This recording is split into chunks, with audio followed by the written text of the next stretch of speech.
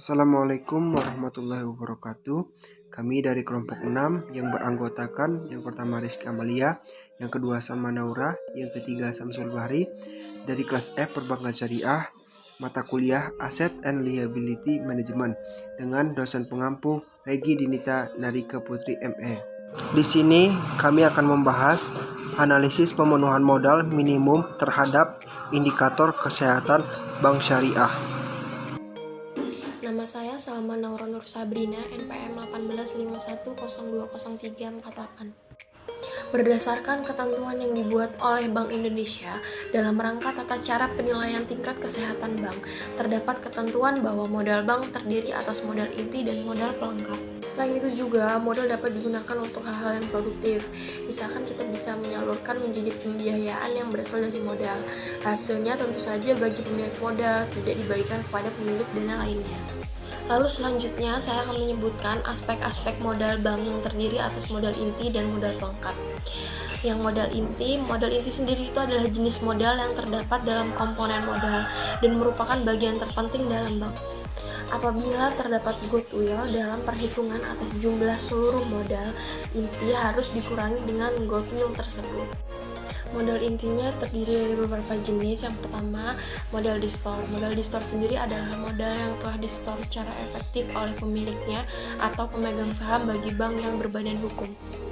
Lalu yang kedua ada ego saham. Ego saham sendiri adalah selisih lebih setoran modal yang diterima oleh bank sebagai akibat dari harga saham yang melebihi nilai nominalnya. Yang ketiga ada cadangan umum. Cadangan umum ini adalah cadangan yang dibentuk dari penyisihan laba, ditahan atau laba bersih setelah dikurangi pajak dan mendapat persetujuan dari RUPS. Yang keempat, cadangan tujuan. Cadangan tujuan adalah bagian laba setelah dikurangi pajak yang disisihkan untuk tujuan tertentu dan telah mendapat persetujuan dari RUPS. Yang kelima, laba ditahan. Laba ditahan adalah saldo laba bersih setelah dikurangi pajak yang oleh RUPS atau rapat anggotanya diputuskan untuk tidak dibagikan. Yang keenam, laba tahun lalu.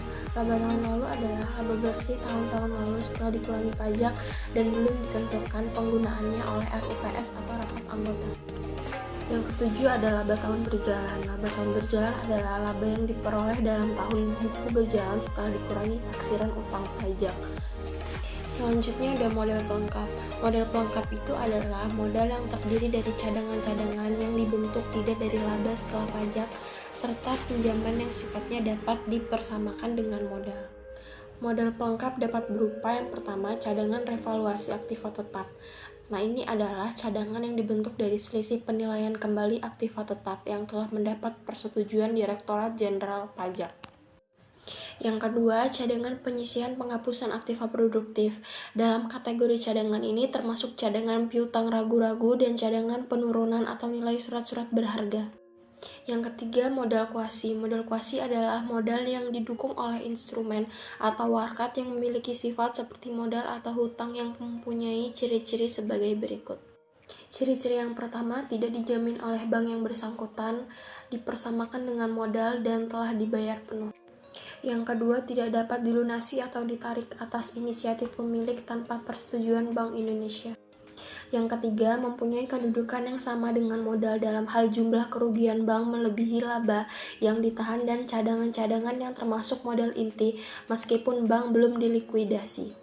Assalamualaikum warahmatullahi wabarakatuh. Nama saya Samsul Bahri.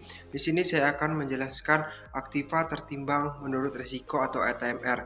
Di mana ATMR itu adalah faktor pembagi atau denominator dari CAR, sedangkan modal adalah faktor yang dibagi numerator untuk mengukur kemampuan modal menanggung atas aktiva tersebut. Dasar dari ATMR itu sendiri adalah dari aktivanya. Artinya, elemen-elemen aktiva yang tercantum dalam neraca on balance sheet dan kewajiban yang bersifat administratif atau off balance sheet dan kewajiban yang masih bersifat contingency dan atau komitmen yang disediakan oleh bank bagi pihak ketiga.